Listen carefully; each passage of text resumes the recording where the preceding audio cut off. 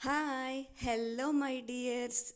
ಜೀವನದಲ್ಲಿ ಶಾಂತಿ, ಸಮಾಧಾನ, ಸಂತೃಪ್ತಿ ಹಾಗೆಯೇ ಅನುಸರಣೆ, ಹೊಂದಾಣಿಕೆ ಈ ಎಲ್ಲ ಅಂಶಗಳನ್ನು ನಾವು ಹೊಂದ್ಕೊಂಡು ಅನುಸರಿಸ್ಕೊಂಡು ಶಾಂತಿ ಸಮಾಧಾನದಿಂದ ಇರ್ತೀವಿ ಅಂತ ಹೇಳಿಬಿಟ್ಟು ಯಾರಾದರೂ ಅತಿಯಾಗಿ ದೌರ್ಜನ್ಯ ಮಾಡೋದು, ಅತಿಯಾಗಿ ದಬ್ಬಾಳಿಕೆ ಮಾಡೋದು, ಅತಿಯಾಗಿ ನಮ್ಮನ್ನು ದುರುಪಯೋಗ ಪಡಿಸ್ಕೊಳ್ಳೋದು ಅಥವಾ ನಮಗೇನಾದರೂ ಅತಿಯಾಗಿ ತೊಂದರೆಗಳು ಕೊಡೋಕ್ಕೆ ಬರೋದು, ತುಂಬ ತೊಂದರೆಗಳು ಕೊಡೋಕ್ಕೆ ಬರೋದು, ಸುಮ್ಮನೆ ನಾವೆಷ್ಟೇ ಅನುಸರಿಸ್ಕೊಂಡು ಹೋದ್ರು, ಎಷ್ಟೇ ಹೊಂದ್ಕೊಂಡು ಹೋದ್ರು, ಏನೋ ಒಂದು ಕಿರಿಕ್ ತೆಗೆಯೋದು, ಏನೇ ಒಂದು ಕಿರಿಕ್ ಮಾಡೋದು, ಈ ಥರ ಹರ್ಟ್ ಆಗೋಗಿ ಮಾಡೋದು, ಬೇಜಾರಾಗೋಗಿ ಮಾಡೋದು, ಸುಮ್ಮನೆ ಇದ್ದೀವಿ, ಶಾಂತಿಯಿಂದ ಇದ್ದೀವಿ, ಸಮಾಧಾನದಿಂದ ಇದ್ದೀವಿ ಅಂತ ಹೇಳಿಬಿಟ್ಟು ಆ ಒಂದು ನಮ್ಮ ಸೈಲೆನ್ಸ್ ಅಂತ ಏನಿದೆ ಅಥವಾ ನಮ್ಮ ಹೊಂದಾಣಿಕೆ ಅನುಸರಣೆ ಅಂತ ಏನಿದೆ ಅದನ್ನು ದುರುಪಯೋಗ ಪಡಿಸ್ಕೊಳ್ತಿದ್ದಾರೆ. ಅವ್ರಿಗಿಷ್ಟ ಬಂದಂತೆ ಅದನ್ನು ಬಳಸ್ಕೊಳ್ತಾ ಇದ್ದಾರೆ ಅಂದರೆ, ಇಷ್ಟ ಬಂದಂತೆ ದಬ್ಬಾಳಿಕೆ ದೌರ್ಜನ್ಯ ನಡೆಸ್ತಾ ಇದ್ದಾರೆ ಅಂದರೆ ಖಂಡಿತವಾಗಿಯೂ ಆ ಹೊಂದಾಣಿಕೆ, ಆ ದಬ್ಬಾಳಿಕೆಯನ್ನು, ಆ ಅನುಸರಣೆಯನ್ನು ಬಿಟ್ಟು ಪಕ್ಕಕ್ಕಿಟ್ಟು ನಾವು ಪ್ರೀತಿ, ವಿಶ್ವಾಸ, ಸ್ನೇಹ, ಸಂಬಂಧ, ಬಾಂಧವ್ಯ, ಕಾಳಜಿ, ಗೌರವ ಅಂತ ಬಂದರೆ ಹೆಣ್ಮಕ್ಳು ಪ್ರೀತಿಯಿಂದ, ಕಾಳಜಿಯಿಂದ ಸಂಸಾರವನ್ನಾಗಿರಬಹುದು, ಕುಟುಂಬವನ್ನಾಗಿರಬಹುದು, ಜೀವನವನ್ನಾಗಿರಬಹುದು ಪ್ರೀತಿಯಿಂದ, ಕಾಳಜಿಯಿಂದ ನೋಡಿ ಗೌರವಿಸೋಣ, ಪ್ರೀತಿಸೋಣ. ಅವ್ರ ಜೊತೆ, ನಿಮ್ಮ ಜೊತೆ ನಾವಿದ್ದೀವಿ ಅಂತ ನಿಲ್ಲೋಣ, ತಪ್ಪಿಲ್ಲ. ನಾವು ಸುಮ್ಮನೆ ಇರ್ತೀವಿ, ನಾವು ಅನುಸರಿಸ್ತೀವಿ, ನಾವು ಹೊಂದ್ಕೊಳ್ತೀವಿ ಅಂಥೇಳಿ ಅನಾಚಾರಗಳು, ಅಪಚಾರಗಳು, ಕೆಟ್ಟ ಕೆಟ್ಟ ಕೆಲಸಗಳು ಅಥವಾ ನಾಲ್ಗೆ ಹಿಡಿತ ಇಲ್ಲದೆ ಮಾತಾಡುವಂಥದ್ದು ಈ ಥರದ್ದೇನಾದರೂ ಮಾಡಿದಾಗ ಖಂಡಿತ ಅದನ್ನು ಖಂಡಿಸಿ, ಗಟ್ಟಿಯಾಗಿ ನಿಂತು ಮಾತನಾಡಿ ಆ ತಪ್ಪನ್ನು ಸರಿತಿದ್ದಿ ಸರಿಯಾದ ದಾರಿಗೆ ನಡೆಸ್ಕೊಂಡು ಹೋಗಿ. ಯಾಕಂದರೆ ತಪ್ಪನ್ನು ಕಂಡು ಮುಂದೆ ಹೋಗೋಷ್ಟು ದಡ್ಡರಾಗಬಾರ್ದು. ಯಾಕಂದರೆ ನಾವೇ ಮೂರ್ಖರಾಗ್ತೀವಲ್ಲ, ಆ ತಪ್ಪನ್ನು ನಾವು ತಿದ್ದಲೇಬೇಕಾಗತ್ತೆ.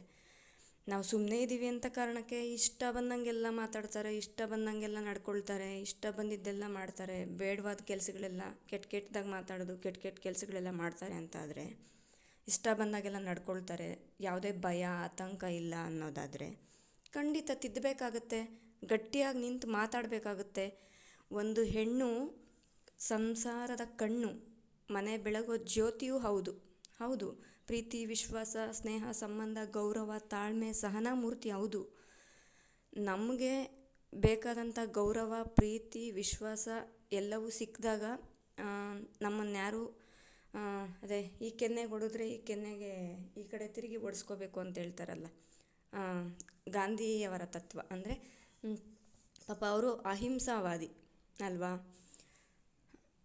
ಅಂದರೆ ಏನು ಗೊತ್ತಾ, ನಿಮ್ಮನ್ನು ಯಾರಾದರೂ ತುಂಬ ಹಿಂಸೆ ಮಾಡ್ತಿದ್ದಾರೆ, ನಿಮ್ಮನ್ನು ಯಾರಾದರೂ ಹಿಂಸೆ ಮಾಡ್ತಿದ್ದಾರೆ, ಈ ಕೆನ್ನೆಗೆ ಹೊಡೆದ್ರೆ ಈ ಕೆನ್ನೆಗೆ ತಿರುಗಿ ಹೊಡೆಸ್ಕೊಳ್ಳಿ ಅಂತ ಖಂಡಿತ ನಾನು ಹೇಳಲ್ಲ. ಯಾಕೆ ಗೊತ್ತಾ, ನಿಮ್ಗೆ ಹೊಡೆದ್ರ ನೀವು ಅವ್ರನ್ನ ತಿರುಗಿ ಹೊಡೆಯೋಷ್ಟು ಸ್ಟ್ರೆಂತ್ ಆಗಿರಿ, ಶಕ್ತಿಯಾಗಿರಿ. ನೀವು ಹೊಡಿದೇ ಇದ್ದರೂ ಪರವಾಗಿಲ್ಲ, ನಿಮ್ಮ ಮಾತು ಅಷ್ಟು ದಿಟ್ಟವಾಗಿರಲಿ, ಅಷ್ಟು ಕರೆಕ್ಟಾಗಿರಲಿ.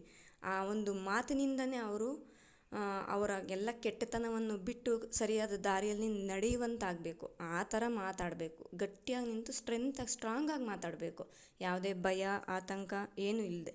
ಹಾಗೆಯೇ ಯಾರಿದ್ದರೂ ಯಾರಿಲ್ಲದೆ ಇದ್ದರೂ ನಮ್ಮ ಜೀವನವನ್ನು ನಾವು ನಡೆಸ್ಕೊಳ್ಳೋ ಅಷ್ಟು ಕೆಪಬಲ್ ನಾವು ಆಗಿಬಿಡ್ಬೇಕು, ನಾವು ಸ್ಟ್ರಾಂಗ್ ಆಗಿರಬೇಕು.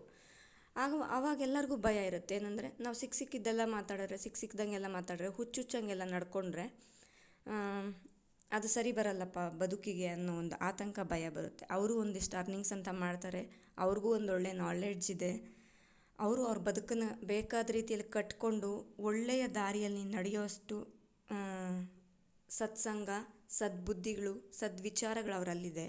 ಅದನ್ನು ದುರುಪಯೋಗ ಪಡಿಸ್ಕೊಂಡ್ರೆ ಈ ಥರ ನಡ್ಕೊಳ್ತಾರೆ ಅನ್ನೋದು ಅವ್ರಿಗೆ ಅರಿವಿಗೆ ಬರಬೇಕು. ಕೆಲವೊಂದು ವಿಚಾರಗಳನ್ನು ಅತಿಯಾಗಿ ಮಾಡಿದ್ರೆ ನಿಮ್ಮ ಮನೆಯಲ್ಲೇ ಆಗಿರಬಹುದು, ಅವರನ್ನು ನೆಗ್ಲೆಕ್ಟ್ ಮಾಡಿ ನಡೀರಿ.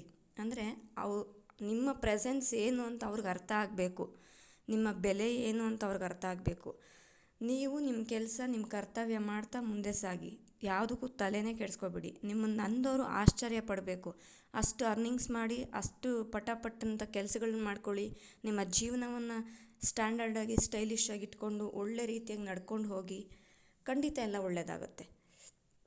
ಇನ್ನೊಂದೇನಪ್ಪ ಅಂದರೆ, ಒಂದು ಹೆಣ್ಣು ಮನೇಲಿ ಏನೇ ಕೆಲಸ ಮಾಡಲಿ, ಆ ಕೆಲಸಕ್ಕೆ ಖಂಡಿತ ಮನೆಯವರೇ ಅಲ್ಲ, ಯಾರೂ ಗೌರವ ಕೊಡಲ್ಲ. ಆ ಥರ ಜನ ಇದ್ದಾರೆ. ಅದೇ ಒಂದಿಷ್ಟು ಅರ್ನಿಂಗ್ಸ್ ಅಂತಾದರೆ ಅಯ್ಯೋ ಒಳಗೂ ಹೊರಗೂ ಅವ್ರು ದುಡಿತಾರಪ್ಪ, ನಾವೇನೋ ಸಿಕ್ದಂಗೆಲ್ಲ ಮಾತಾಡಿದ್ರೆ ಅವರು ಹಿಂದೆ ತಿರುಗಿ ಜೋರಾಗಿ ಮಾತಾಡಿ ಎಡ್ಕೊಡ್ತಾರೆ ಅನ್ನೋ ಒಂದು ಆತಂಕ, ಭಯ ಇದ್ರೇ ನಮ್ಮ ಬದುಕು, ನಮ್ಮ ಜೀವನ ಕೆಲವೊಮ್ಮೆ ಉಳಿಯುವಂಥದ್ದು.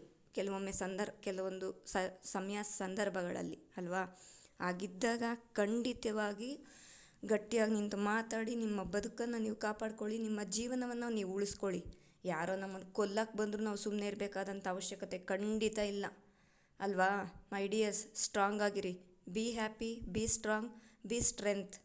ನಿಮ್ಮಲ್ಲಿ ಆ ಭಗವಂತ ಈ ಭೂಮಿಗೆ ಕಳಿಸೋವಾಗ ಒಂದು ಹೆಣ್ಣನ್ನು ಸಕಲ ಶಕ್ತಿಗಳನ್ನು ಕೊಟ್ಟು ಕಳಿಸಿರ್ತಾನೆ. ಮನೆ ಬೆಳಗೋ ಜ್ಯೋತಿಯೂ ಹೌದು, ಪ್ರೀತಿ, ವಾತ್ಸಲ್ಯ, ಮಮತೆ, ಕಾಳಜಿ, ಸಹನ ಮೂರ್ತಿಯೂ ಹೌದು.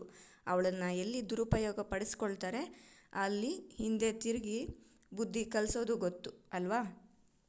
ಆ ಥರ ಇದ್ರೇ ಈಗಿನ ಕಾಲದಲ್ಲಿ, ಈಗಿನ ಜನ್ರೇಷನ್ನಲ್ಲಿ, ಇವತ್ತಿನ ಒಂದು ಪ್ರಪಂಚದಲ್ಲಿ, ಹೊರ ಜಗತ್ತಿನಲ್ಲಿ ಬದುಕೋದಕ್ಕೆ ಖಂಡಿತ ಸಾಧ್ಯ. ಇಲ್ಲಾಂದರೆ ಸಾಧ್ಯ ಇಲ್ಲ. ನಮ್ಮ ಚಾನಲನ್ನು ಲೈಕ್ ಮಾಡಿ, ಶೇರ್ ಮಾಡಿ, ಸಪೋರ್ಟ್ ಮಾಡಿ, ಸಬ್ಸ್ಕ್ರೈಬ್ ಮಾಡಿ. ಸಬ್ಸ್ಕ್ರೈಬ್ ಮಾಡದೆ ನೋಡ್ತಾ ಇರೋರು ಪ್ಲೀಸ್ ದಯವಿಟ್ಟು ಸಬ್ಸ್ಕ್ರೈಬ್ ಮಾಡ್ಕೊಂಡು ನೋಡಿ. ಹಾಗೆ ಸಾಕಷ್ಟು ಜನರಿಗೆ ನಮ್ಮ ವಿಡಿಯೋಸನ್ನು ಶೇರ್ ಮಾಡಿ. ಯಾರೆಲ್ಲ ನೋವಲ್ಲಿದ್ದಾರೆ ಅವ್ರಿಗೊಂದಿಷ್ಟು ಧೈರ್ಯ, ಸಮಾಧಾನ, ಶಾಂತಿ ಸಿಗಲಿ, ಅವ್ರ ಬದುಕಲ್ಲೊಂದು ಬೆಳಕನ್ನು ಕಾಣುವಂತಾಗಲಿ ಅಲ್ವಾ. ಸಬ್ಸ್ಕ್ರೈಬ್ ಮಾಡದೆ ನೋಡ್ತಾ ಇರೋರು ಪ್ಲೀಸ್ ದಯವಿಟ್ಟು ಸಬ್ಸ್ಕ್ರೈಬ್ ಮಾಡ್ಕೊಂಡು ನೋಡ್ಕೊಳ್ಳಿ. ಹಾಗೆಯೇ ಒಂದೊಳ್ಳೆ ಕಾಮೆಂಟ್ಸ್ ಮಾಡಿ, ಲೈಕ್ಸ್ ಕೊಡಿ. ಹೆಚ್ಚು ಜನರಿಗೆ, ನೊಂದಂಥ ಮನಸ್ಸುಗಳಿಗೆ ಈ ವಿಡಿಯೋಸನ್ನು ತಲುಪಿಸಿ. Thank you.